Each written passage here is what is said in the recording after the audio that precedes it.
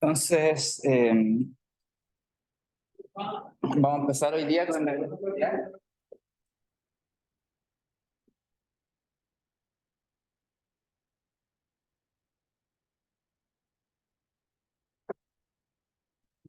Ok, entonces,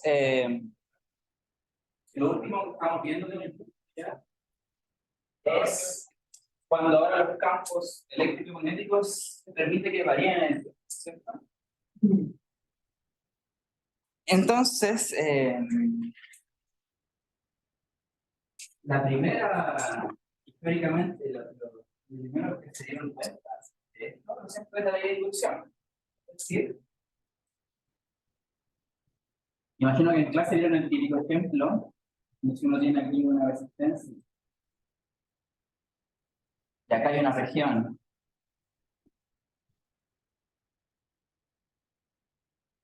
¿cierto? Un campo magnético.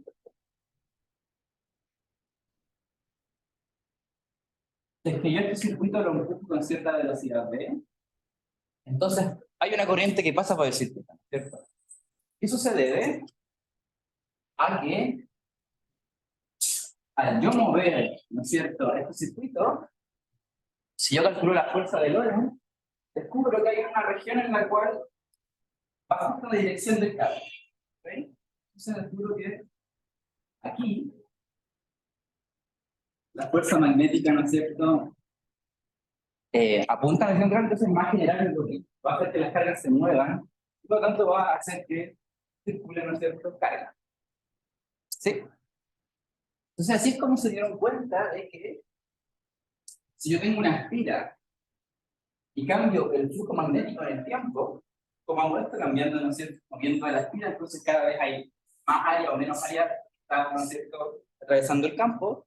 Entonces se descubre que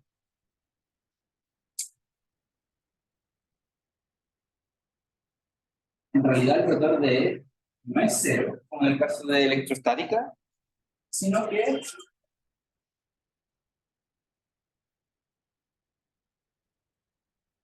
si es que hay un campo magnético que va variando en el tiempo, entonces esto induce un campo eléctrico. ¿Qué otra forma de entenderlo es si yo lo integro? ¿Sí? Si yo lo integro, puedo encontrar que entonces la integral de E de L es igual a menos esta letra que llamamos phi a de t, donde phi es la integral de superficie, ¿no es cierto?, del campo magnético, entonces es el flujo magnético. Este de aquí es el flujo magnético.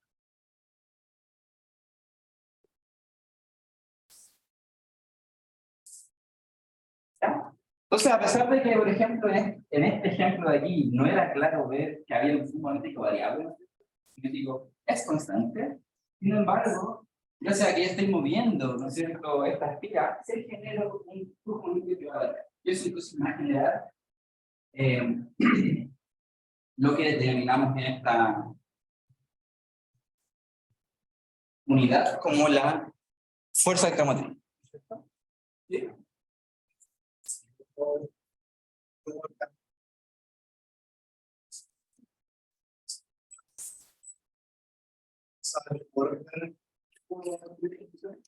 Sí, claro. Porque si te fijas en la ecuación que uno llama ley de Faraday, bueno.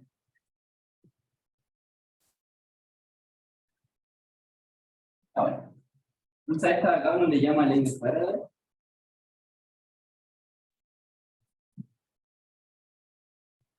¿Te fijas? Tiene una similitud súper grande con la que es la ley de Ampère para un campo magnético estático. ¿Ok? Por la manera chica acá. Por lo tanto, si es que la simetría lo permite, puedo encontrar el campo eléctrico inducido por un campo magnético variable, tal como yo encuentro un campo magnético inducido por una corriente. ¿Sí? Puedo hacer la analogía, ¿no es cierto? Entonces la ley de Ampère va a valer, entonces usa para calcular. ¿Sí? Ok.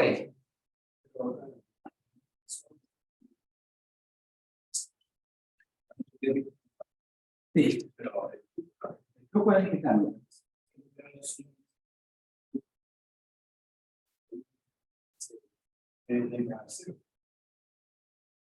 Ese de va a ser un efecto, ¿sí? ¿Sí? Ahora, ¿cómo voy a saber el campo eléctrico inducido? Es que hay un temita. Y tiene que ver con la relatividad, digamos. Entonces, para parchar esto, tenemos que entrar a lo que es la relatividad de Galileo, ¿no es cierto? De que yo puedo, ahí estaban de referencias inerciales, ¿no es cierto? Dos son válidos si es que uno con velocidad constante uno respecto del otro. ¿Ok? Entonces, ¿cómo uno se da cuenta que hay un momento variable? Porque yo puedo hacer el ejercicio opuesto, puedo dejar la espira quieta y mover el campo. Entonces ahora el campo va a tener una función de t y ahí sí va a tener una deriva temporal. ¿Vale? Pero pasa la dualidad. Uno puede verlo desde el punto de vista que mueve la espira, o desde el punto de vista que estoy moviendo el campo hacia la izquierda. ¿Ya? En un caso voy a tener esta parte de abajo, voy a ver que el motivo cambia. Y en otro caso voy a ver que el efecto de esta parte sí cambia, producto que lo estoy moviendo. ¿Cierto? Pero no es evidente, ¿no es cierto?, que este cambia de esta perspectiva. Ya. Entonces, dicho eso, quiero hacer otro comentario que tiene que ver también con esto que me dijo mi compañero. Fijan, otra definición alternativa para esta letra E que se usa es la integral de lo que sería la fuerza por unidad de carga por D. ¿Ok? Entonces, nuevamente, si yo lo miro desde esta perspectiva que está acá, es decir, el campo magnético está fijo y yo voy moviendo, ¿ok?, mi espira, lo que yo descubro es que esta fuerza por unidad de carga corresponde a la fuerza magnética. ¿Ok? Sin embargo, ¿y por qué? Porque, ¿no es cierto?, si yo voy moviendo esto con velocidad v, esta sección de mi espira, ¿cómo se comporta? Yo tengo una velocidad v hacia allá, ¿cierto? Campo magnético v hacia adentro, por lo tanto me sale hacia arriba la fuerza. Es fuerza magnética la que me está haciendo el efecto. ¿Ok? Ahora, ¿cómo vemos esto desde la otra perspectiva? Desde la perspectiva en que se mueve el campo magnético, pero la espira está quieta. Ahí yo les mencioné que iba a generarse un campo eléctrico. Entonces, el que va a aparecer en la experiencia no va a ser la fuerza magnética, no va a existir. Está moviendo la espira. Va a ser la fuerza eléctrica inducida por el que va a mover. Entonces, aquí, si es que yo hago el dibujo, donde ahora el campo magnético de esta región es la que yo la voy moviendo hacia allá. Y acá de nuevo tengo mi circuitito. Entonces aquí va a ser una fuerza eléctrica y no magnética. La que va a ser. Pero ambas perspectivas me dan exactamente el mismo fenómeno físico. Hay corriente que se está generando en el circuito. ¿Sí? Solo que el campo magnético y eléctrico, o la fuerza electromagnética, son como la misma cara, dos caras de la misma moneda. Si lo miro desde una perspectiva, le echo la culpa al campo magnético. Si lo miro desde otra, le echo la culpa al campo eléctrico que este induce. ¿Sí? Entonces, por eso después le llamamos a esta entidad el campo electromagnético. Es una sola cosa. ¿Sí? No son dos cosas separadas. Están de la manita. ¿Sí? ¿Una pregunta?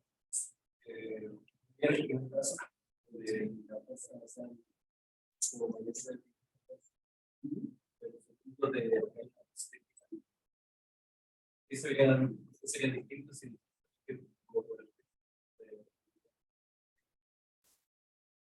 Claro, pero resulta que la fuerza magnética está aquí jugando un rol porque tú estás moviendo la espira hacia allá. ¿Sí? Si la espira está quieta, ya no hay velocidad, ya no hay fuerza magnética. Entonces, es otra fuerza la responsable. Y si estas dos situaciones son equivalentes, tiene que ser la fuerza eléctrica inducida por un componente variable el que me da la misma efecto. Es el mismo fenómeno, pero visto de dos puntos de diferencia distintos. ¿Sí? De otro punto de vista, este campo magnético que antes era constante va a pasar a ser una función del tiempo. En particular, va a ser algo como, si consideramos estas direcciones X, algo como X menos BT, y después la materia temporal te da que la tubería temporal va como con esta velocidad que va.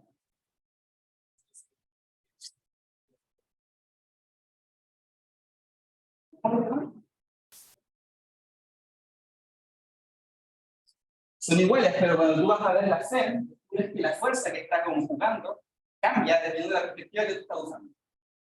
Pero son las mismas. Por eso se dice que en magnéticos son los mismos.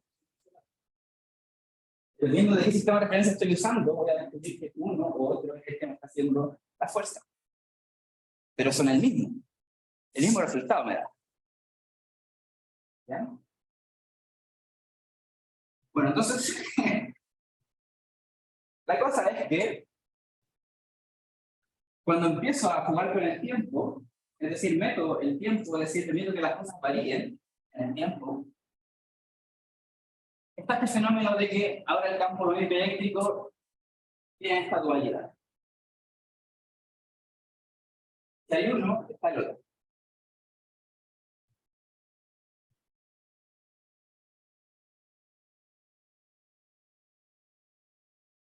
Ya, entonces vamos a ver el problema que traje.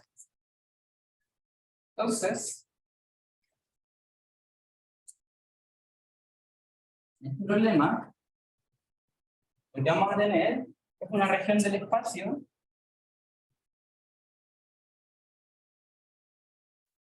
donde hay un campo magnético, ¿ok? Que va a ser de dirección constante, pero cuya magnitud la puedo variar con el tiempo. ¿Ya?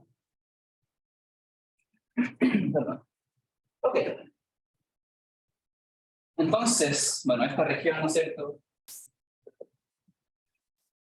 Tiene hasta infinito, es decir, en todo un cilindro, digamos, si queremos de radio R, hay un magnético constante.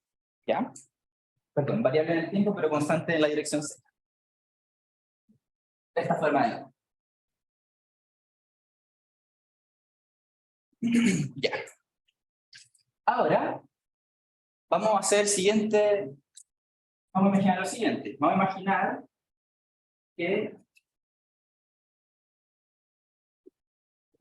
hay una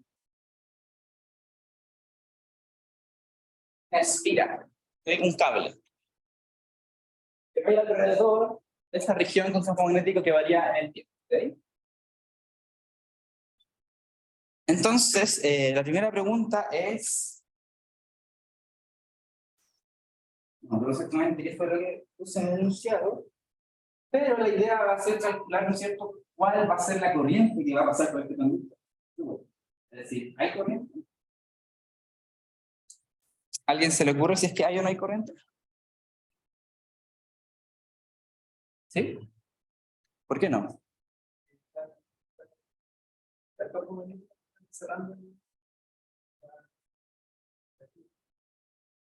Si te fijas, hay una sección de espira que sí está siendo atravesada por magnético.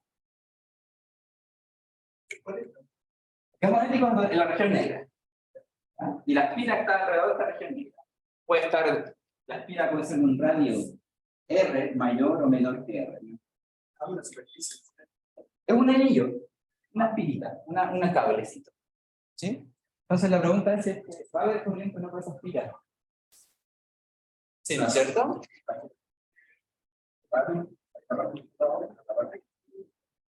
Claro, entonces aquí hay una parte donde hay flujo, ¿no es cierto? Y ese flujo no es constante porque el B depende del tiempo. ¿Sí? Entonces, si no es constante, ya va a haber un campo eléctrico inducido, o una fe inducida también, y por lo tanto espero que haya corriente. Bien. Entonces va a haber corriente y la cosa es calcular cómo.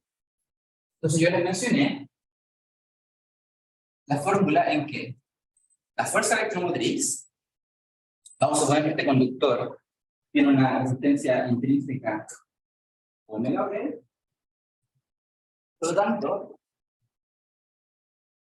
si esta es como, ¿no es cierto?, el voltaje que va a sentir, la caída del voltaje que va a sentir el circuito, digamos, de la fila, va a pasar una corriente que va a ser individual.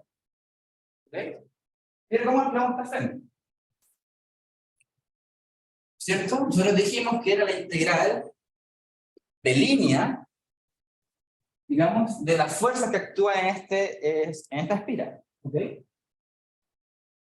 Entonces lo puedo ver como la integral de línea de la fuerza por unidad de carga de este circuito. ¿Ok? Entonces,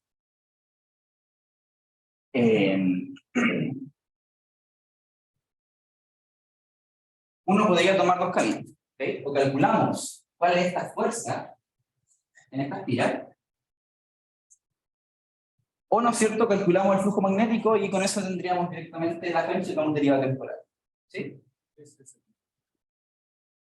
¿El omega? Es la resistencia de este cable. No es un cable ideal simplemente, o si quieren le ponemos resistencia acá a la mala. ¿Sí? Simplemente para que la corriente no me explote. Ok, entonces tengo las dos opciones, calculo la fuerza o uso la relación que conozco en la que esto es proporcional con menos de ADT. Entonces cuando ustedes resuelvan un problema, van a tener que darse cuenta de que es más fácil, o calculo el flujo magnético, o calculo las fuerzas en la espiral. ¿Ya? En algún caso puede que algo sea más obvio que el otro. En este caso es más obvio calcular el flujo magnético. El trigger, ¿no es cierto?, es un círculo con el B. Pero hay casos donde eso no va a ser tan obvio. No va a ser tan obvio cuál es el flujo magnético. Entonces, a ese caso hay que irse a la definición y que tenga las fuerzas muy acá. ¿Ya? Entonces calculemos el flujo. Entonces esto va a ser menos de ADT. Y el flujo es el área de este círculo, que va a ser pi r al cuadrado, r, ¿no es cierto?, en radio de la región de por b del t círculo. ¿Ven?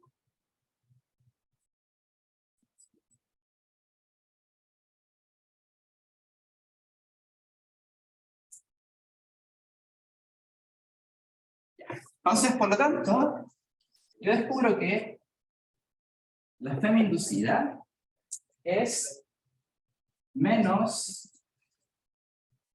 pi r cuadrado b'. ¿Sí? La derivada de b.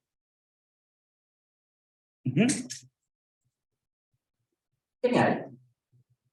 Por lo tanto, si la corriente que pasa por la espira va a ser este epsilon, esa es la resistencia que tenía esta espira. Ya. Ahora, otra pregunta interesante para ustedes. Entonces, voy a dibujar la espira aquí. ¿No? Yo dibujé aquí que hay B hacia arriba. Entonces, una pregunta para ustedes también es ¿en qué dirección iría la corriente en este caso? ¿Por ahí alguien? ¿Ley de qué, verdad? La ley de Lenz. ¿Cuál es la ley de Lenz? Claro, reforzándolo, lo que dice la ley de Lenz es que si yo tengo un flujo magnético de una espira, este flujo va a cambiar, la dirección de la corriente que se induce va a ser tal de tratar de mantener el flujo constante. Y se va a poner a los cambios de flujo. ¿Ya? Entonces, yo tengo flujo, ¿no es cierto? Porque tengo B orientado en la superficie hacia arriba. ¿Okay? Supongamos que elegimos la orientación de superficie de normal hacia arriba, entonces, correr a la mano derecha, me da que la circulación va en este sentido. ¿Cierto? Ya, haciendo eso, entonces, va a depender, ¿no es cierto?, de la dirección en la que gira esto de el B'. ¿Okay? Entonces imaginemos que el B va aumentando, es decir, cada vez va pasando más flujo a través de mi espira, ¿no es cierto? Si el B va aumentando, este B' es positivo, y me sale que la FEM es negativa. Entonces esto debería decirme, como este era mi sentido positivo de giro, me diría que si B' es positivo, entonces esto gira en el sentido contrario.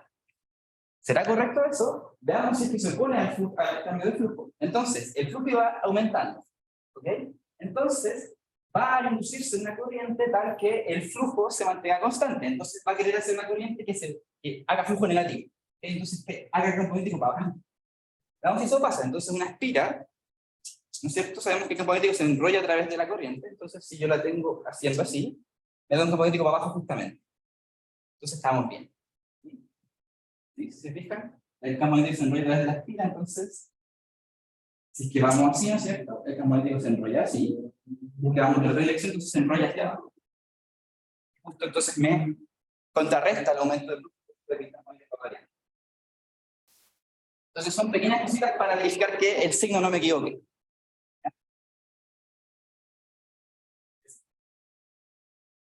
Y la ley de Lenz nos enseña, que es lo mismo que básicamente esto, y lo que escribí aquí para la ley de Faraday, nos enseña que la corriente que se va a inducir, producto de que un campo magnético está variando, va a tratar de mantener el flujo magnético constante.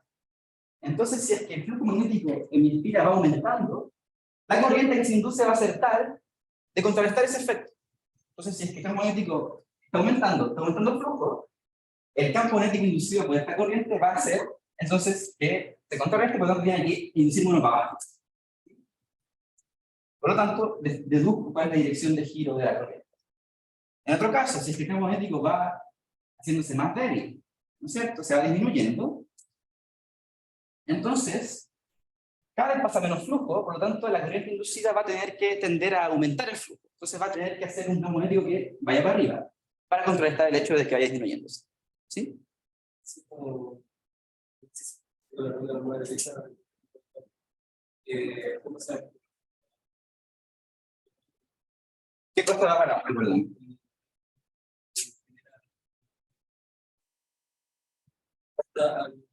Es que la regla no es ya poco. ¿Cómo se dice? Porque mira, entonces imaginemos que estiramos la espira, ¿vale? Entonces la estiramos. Entonces esta es la corriente, mi pulgar. El campo magnético se va a enrollar a través del pulgar. Claro. Pero entonces tienes que tener cuidado porque como se va enrollando, ¿no es cierto? Si estás adentro va a ir para arriba, pero si estás afuera va a ir para abajo. Viceversa si es que va en la dirección contraria. Entonces eso es lo que te define para dónde tiene que ir. Que en el centro vaya para arriba, entonces significa que se enrolla en el sentido positivo. Si va en ese sentido, ¿no es cierto? Entonces se va enrollando de esta forma. Entonces si cierro la espira de esta forma, cierro la espira así, entonces siempre en el centro te va hacia arriba. Si voy por el otro lado, si cierro la espira así, entonces el medio punto me va para abajo. ¿Okay? Es muy útil la mano derecha.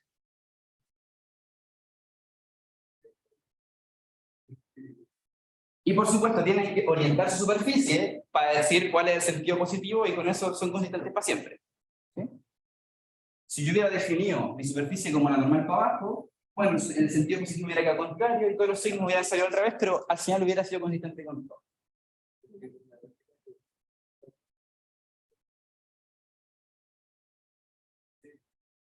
No me imagino cómo son los vectores que van para... Ah, es que por supuesto, el campo magnético de una espira es complicado. Sí, pues es un campo de un dipolo. Por supuesto. Entonces, si yo lo miro desde el ladito, en verdad una cosa me va a complicar. Es así, ¿cierto? Estas líneas de campo, es un dipolo básicamente una espira. ¿Sí? Pero resulta, ¿no es cierto?, que la simetría en azimutal esta cosa, ¿no es cierto? Las contribuciones, por ejemplo, que tienen componente radial, se te van a cancelar cuando tú tomas el diámetro opuesto. Van a apuntar en la dirección opuesta. Solo va a contribuir lo que va en Z. Todo lo que, ¿cierto?, entra por abajo, ¿cierto? Todas están para arriba, digamos.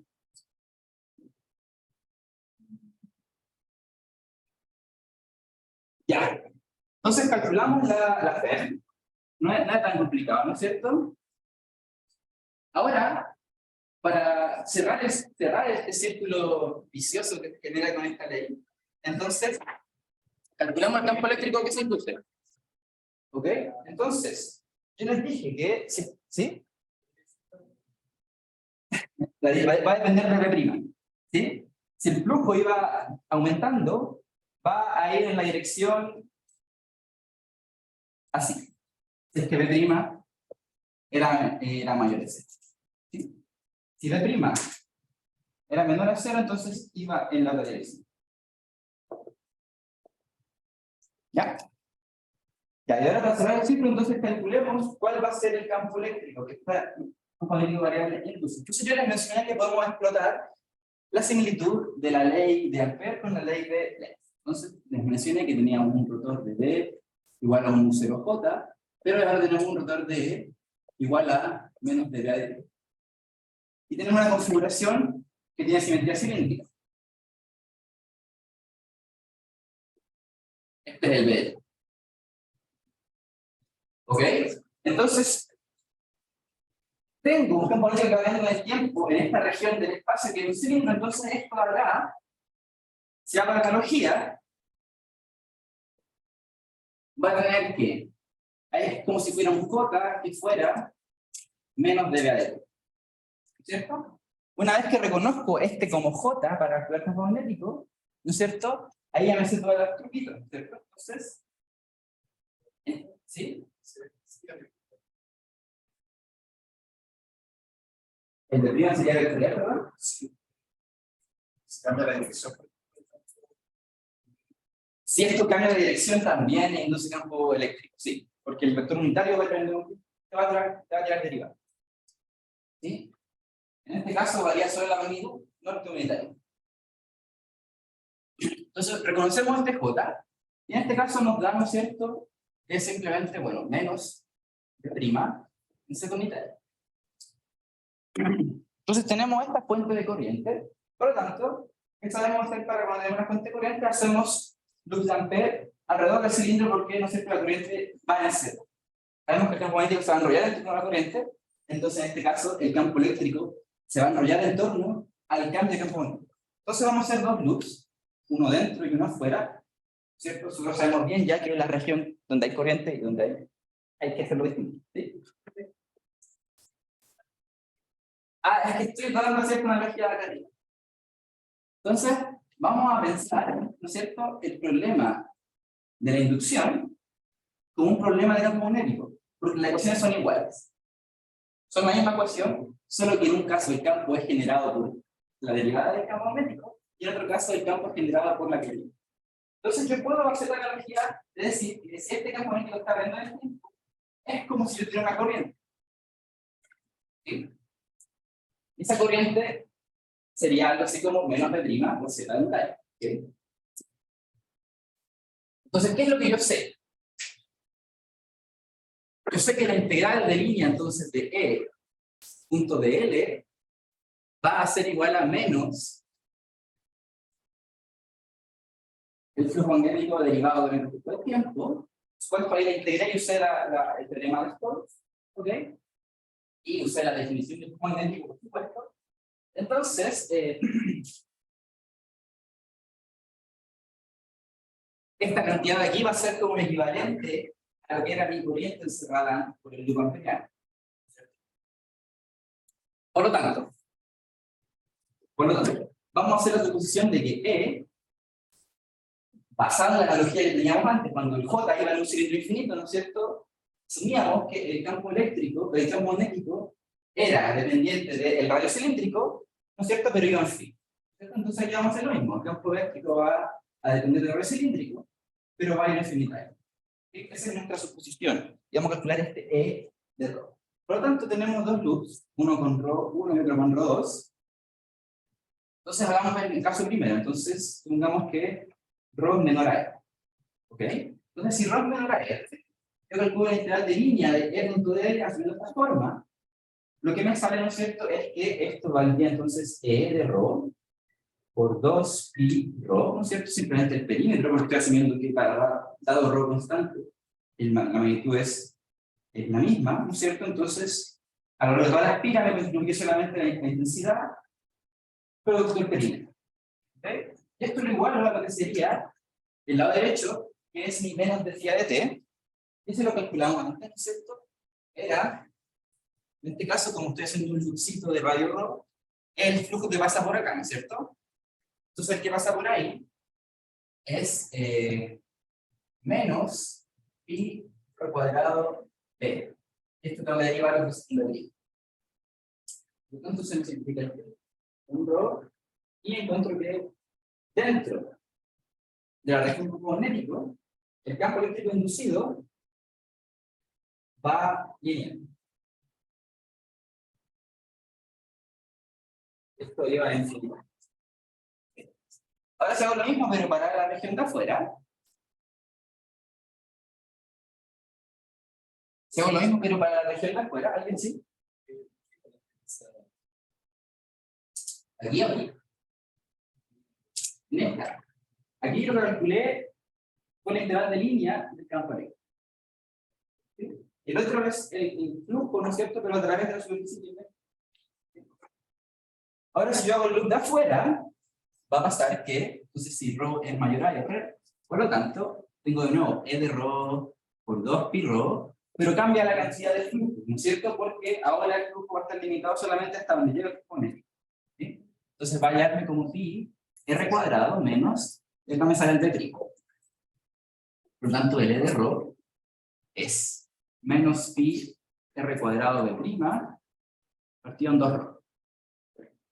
¿Sí? Y esto si le pongo el vector, y va a infinitar. Cosa en efecto, fue como calcular campo magnético, pero ahora es el E inducido por el flujo, el cambio en el flujo magnético a través de, no sé, estos loops amperianos que uno se hace. Yo no puedo verificar que este campo eléctrico, ¿no es cierto?, está aquí. Si es que yo calculo, por supuesto, ahora, por definición, integral de E.dl. ¿Okay? En el camino de la espira descubro que llego al mismo resultado que había encontrado antes. ¿Ya? Entonces, ¿alguna pregunta?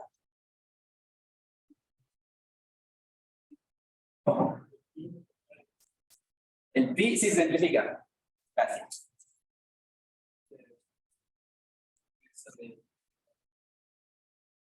Ah, esto fue simplemente para establecer la analogía.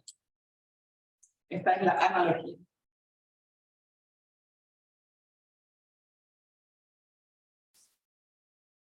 ¿Sí? Simplemente entender que como las ecuaciones son las mismas, simplemente que cambian las letritas que hay adentro, uso las mismas técnicas. ¿Vale? ¿Sí?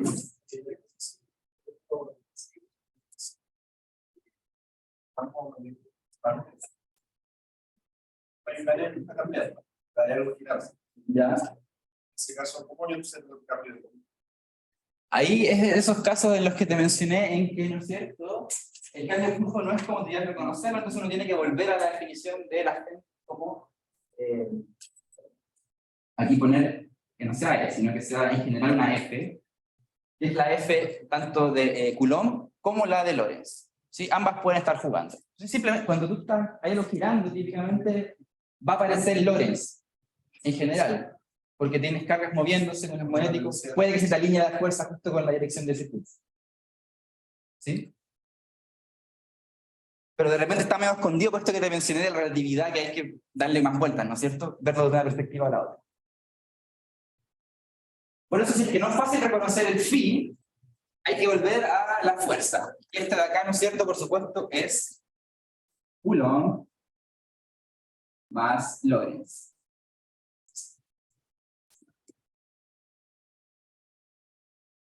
Ya. Entonces, lo dejamos hasta aquí.